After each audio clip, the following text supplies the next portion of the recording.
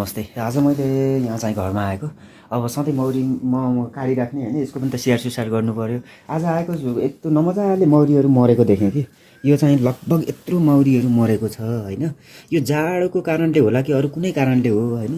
यता पनि देख्न सक्नुहुन्छ, यहाँ चाहिँ सबै घेरामा मौरीहरू मरेको छ।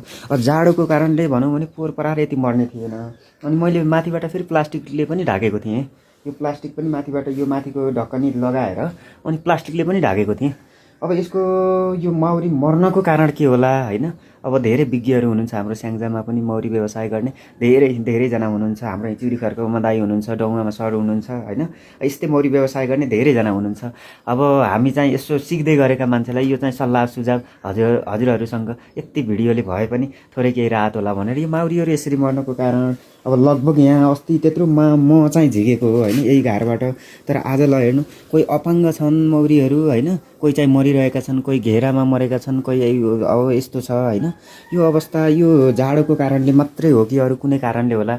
यसको समस्याको समाधान हजुरहरू मार्फत यो समस्या राखेको छु। पक्कै पनि हजुरहरूको राय सल्लाह सुझाव सही आउनेछ अपेक्षा गरेको छु। धेरै मौरी व्यवसाय स्याङ्जामा पनि हुनुहुन्छ, देशैभरि हुनुहुन्छ। सबैको मैले यो चाहिँ भिडियो पुर्याउन चाहेँ। किन होला यो मौरी मरेको कारण? मैले प्लास्टिकले मोडेर राखेको थिएँ यो घरलाई, अहिले जुटको बोराले मोड्दैछु। यो जुटको बोरा माथिबाट राखेर टक्क एउटा पुवाल आउने जाने बाटोलाई मात्रै राखेर ढाक्छु। समस्याको समाधान यसबाट हुन्छ कि चिसोको कारणले मात्रै हो कि अरू कुनै कारणले पनि मौरीहरू यसरी मर्ने गर्छन्?